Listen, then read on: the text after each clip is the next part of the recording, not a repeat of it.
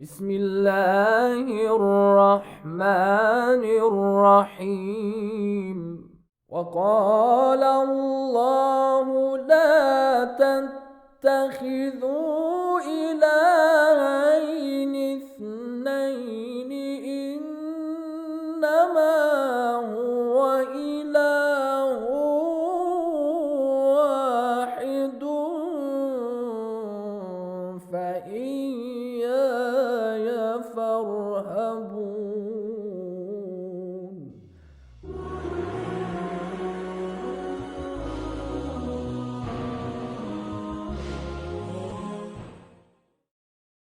اعوذ باللہ من الشیطان الرجیم بسم اللہ الرحمن الرحیم الحمد للہ رب العالمین والصلاة والسلام علی اشرف الانبیاء والمرسلین وآلہ الطیبین الطاہرین المعصومین۔ سامعین کرام، محترم ناظرین، برہان نظم اور دلیل نظم کا بیان آپ کے سامنے پیش کیا گیا، اور اس برہان نظم اور دلیل نظم کو جو اللہ تعالیٰ کے وجود کو یہ دلیل ہمارے لیے ثابت کرتی ہے، اور اس دلیل کے ذریعے انسان یقین حاصل کرتا ہے کہ یہ تمام موجودات عالم کا خالق ہے، یہ سب مخلوقات خدا ہیں، اور ان سب کو اس خالق کی جانب سے اللہ سبحانہ و تعالیٰ نے ان تمام چیزوں کو، اشیاء عالم کو وجود عطا کیا اور پیدا کیا ہے۔ لہٰذا اللہ کے وجود پر انسان جو ہے وہ اس برہان کے قائم کرنے کے ساتھ ساتھ اس کے ذریعے یقین حاصل کرتا ہے، اور اس برہان نظم کو چونکہ تمام ادیان والوں نے دین مبین اسلام کے علاوہ دیگر ادیان جو ہیں ان کے مفکرین، ان کے اسکالرز اور ان کے علماء نے بھی ذکر کیا ہے اس دلیل کو، اور مختلف انداز سے، مختلف اسلوب کے ساتھ، مختلف بیانات کے ساتھ یہ دلیل جو ہے پیش کی گئی ہے، اور اس دلیل کو قائم کر کے گفتگو کی گئی ہے، اور کثرت سے مفکرین نے، علماء نے، اسکالرز نے جب اس دلیل کو پیش کیا تو اس کے مقدمات میں سے یہ ہے کہ اس دلیل کی وضاحت کے لیے، چونکہ کائنات میں موجود اشیاء کا نظم و ضبط، ان کے درمیان ربط اور ارتباط، اور اس ارتباط کے ذریعے منظم انداز میں اس نظام کا آگے بڑھنا اور چلنا اور کمال کی طرف بڑھنا، تو ظاہر ہے کہ اشیاء عالم اور ان موجودات میں انسان جو ہے جب غور و فکر کرتا ہے، نظم و ضبط کو پاتا ہے، تو جس گوشے کو اٹھا کر دیکھے اور تفکر شروع کرے اور تحقیق، نتیجتاً انسان پر اسرار و رموز، وہ نظم و ضبط، وہ منظم انداز سے اس کی خلقت اور منظم انداز سے اس کے نظام کا چلنا، اور مربوط طریقے سے ربط دوسری چیزوں کے ساتھ، گہرائی کے ساتھ اور نظم و ضبط کے ساتھ جو ارتباط ہے، ہم آہنگی کے ساتھ تمام اشیاء عالم کا اس طریقے سے قائم ہونا، وجود رکھنا، اور ان کے وجود کا ارتقائی مراحل طے کر کر کمال کی سمت آگے بڑھنا، ان تمام چیزوں سے ان اشیاء عالم میں مثالوں کو پیش کیا جاتا ہے، دیکھا جاتا ہے برہان نظم میں، اور بہت سے مفکرین نے اسی لیے انسان کی حتیٰ جو مصنوعات ہیں اس کی مثالیں پیش کی ہیں، اور بتایا گیا آپ سامعین کرام کی خدمت میں یہ بات واضح کی گئی کہ یہ انسانی ایجادات اور انسان کی بنائی ہوئی چیزیں، مصنوعات بشر، ان کے بارے میں جب ہم دیکھتے ہیں کہ یہ تمام چیزیں جو اس طریقے سے منظم چیزیں بنائی گئی ہیں مصنوعات بشر میں، مختلف مثالیں پیش کی جاتی ہیں، اور بہت ساری مثالیں ہم نے اپنے محترم ناظرین کی خدمت میں پیش بھی کی تھیں، تاکہ یہ دلیل نظم اور برہان نظم کو بہترین طریقے سے، کامل طریقے سے سمجھا جا سکے۔ تو غور کیجئے کہ یہ انسان کی مصنوعات میں جب ہم دیکھتے ہیں، مثال کے طور پر بہت ساری مثالیں پیش کرتے ہیں، اسکالرز بہت ساری مثالوں کو ذکر کرتے ہیں، بیان کرتے ہیں، یہ صرف اس وجہ سے ہے، توجہ ہم کریں اس بات کی طرف، اس نقطے کی جانب کہ یہ ذہن کو قریب کرنا ہے، تاکہ جو برہان نظم کی جان اور روح ہے، اس روح برہان نظم کو سمجھنے میں اور اس تک پہنچنے میں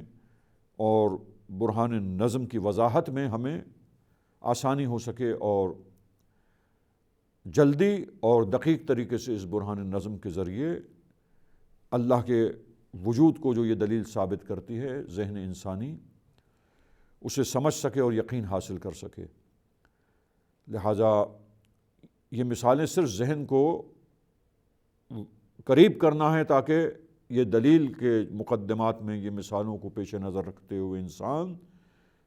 بہتر طریقے سے اس دلیل کے قائم کرنے کے ساتھ ساتھ اس دلیل کے ذریعے جو نتیجہ ہے اس نتیجے تک پہنچ سکے، اور وہ نتیجہ اللہ تعالیٰ کے وجود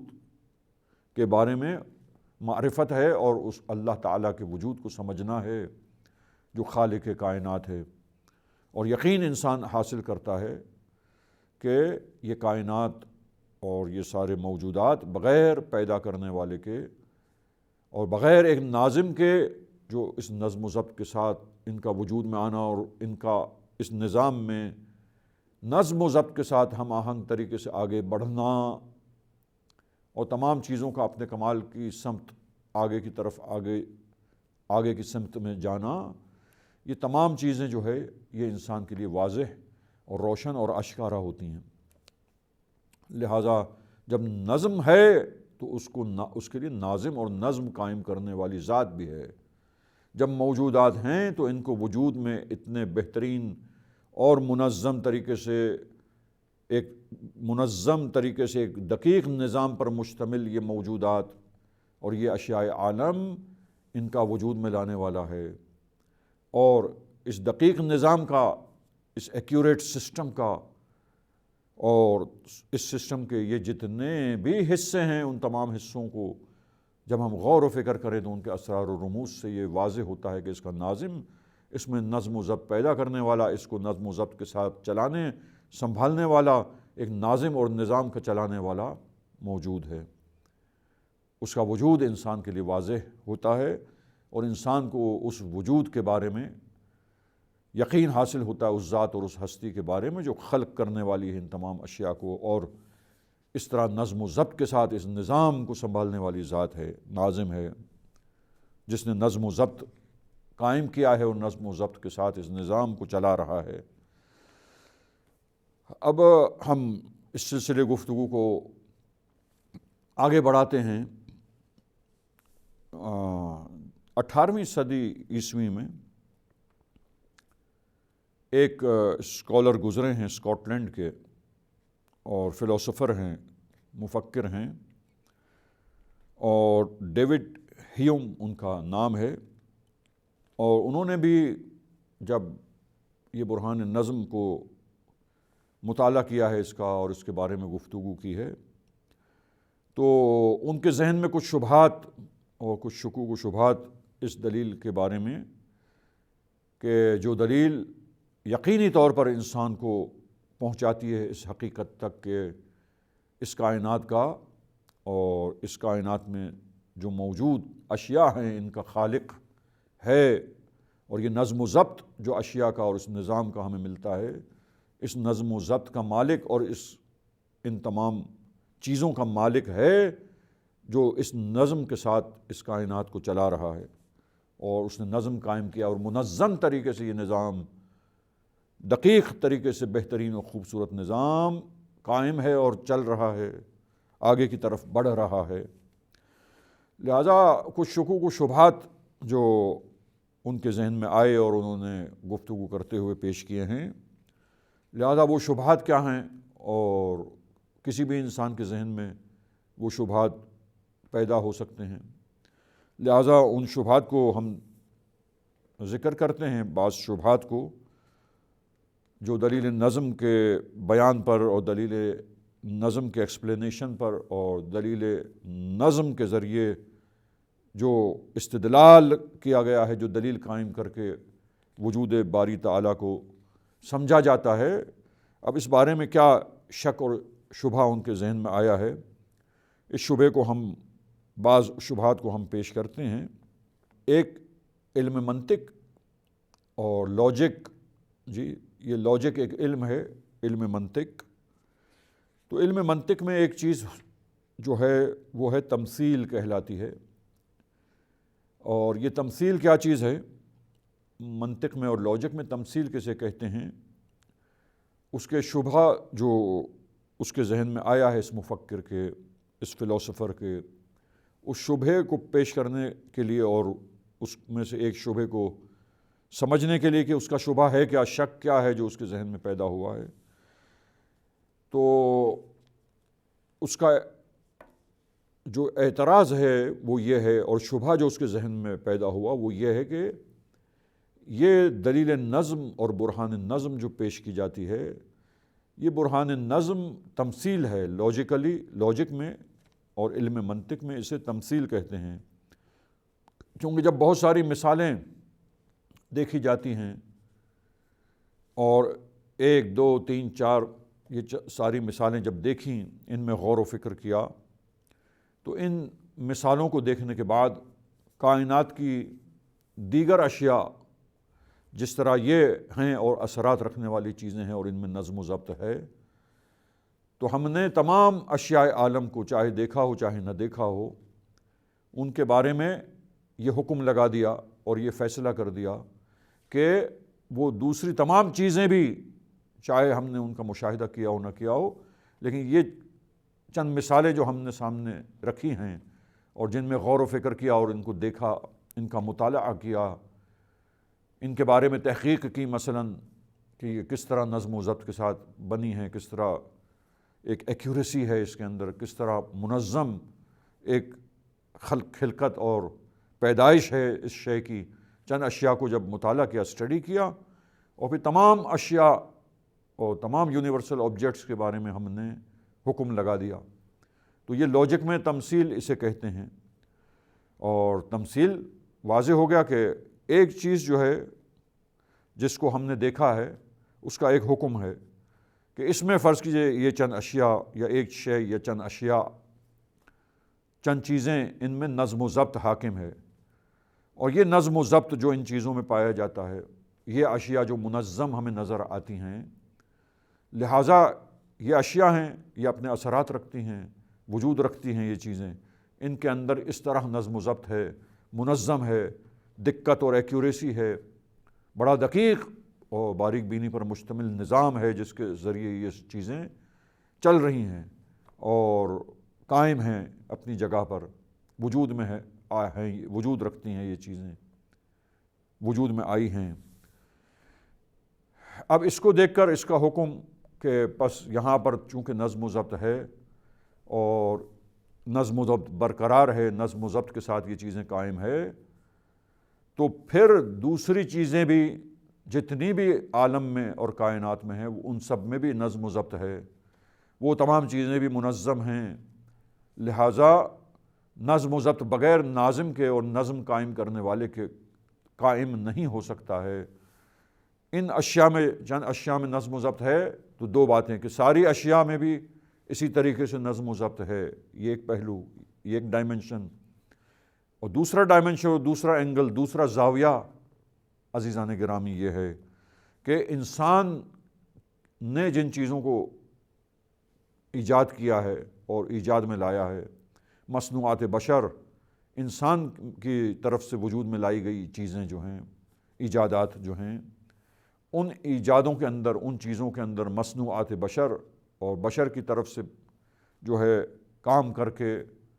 اور اپنے کام کے نتیجے میں جو چیزیں سامنے آتی ہیں، جو شاہکار سامنے آتا ہے، جو ایجادات سامنے آتی ہیں، جو چیزیں، ان چیزوں میں ایک نظم و ضبط ہے، لہٰذا انسان کی بنائی ہوئی چیزوں کو دیکھ کر کے وہ بغیر بنانے والے کی نہیں بنی، لہٰذا یہ نیچرل چیزیں اور نیچر کے اندر، کائنات کے اندر بھی اور اس عالم کے اندر بھی، اس یونیورس کے اندر بھی جو یونیورسل آبجیکٹس ہیں وہ بھی ایسے ہی ہیں، پس لہٰذا وہ بھی بغیر بنانے والے کے وجود میں نہیں آئے ہیں۔ ایک بنانے والا ضروری ہے، جیسے مصنوعات بشر میں وہ چیز ہم نے کہا کتاب بغیر لکھنے والے کے نہیں یوں ہی تالیف ہو کر بن کر چھپ کر سامنے آ گئی۔ میز اور کرسی، یہ میز بغیر میز بنانے والے کے، یہ میز یوں ہی بغیر بنانے والے کے نہیں بن گئی۔ کرسی جس پر ہم بیٹھتے ہیں یہ بغیر کرسی بنانے والے کے نہیں بن گئی۔ لہٰذا کوئی کارپینٹر ہے جس نے، یا کوئی ہے شخص جس نے اس میز کو بنایا، اس کرسی کو بنایا، یا کارخانہ ہے جو کارخانہ اور فیکٹری ہے جو چیزوں کو مشین میں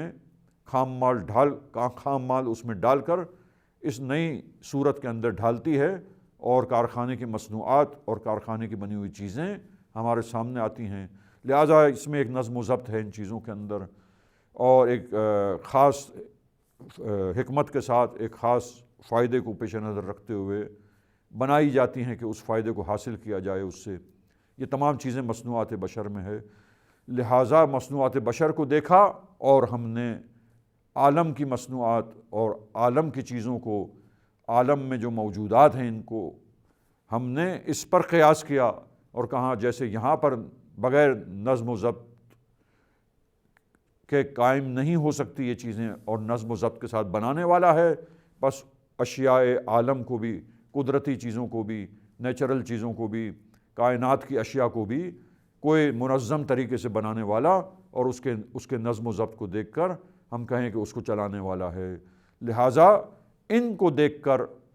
ایک کلی حکم ہم لگا دیں اور تمام اشیاء کے بارے میں ہمیں یہ علم حاصل ہو جائے، یہ کیسے ممکن ہے؟ لاجک میں، تمثیل میں یہ اعتراض وارد ہوتا ہے کہ تمثیل میں جزئیات کو دیکھ کر اور ایک کلی کو، اس کے افراد کو دیکھ کر، بعض افراد کو دیکھ کر ایک کلی حکم انسان کی سمجھ میں نہیں آ سکتا۔ تمام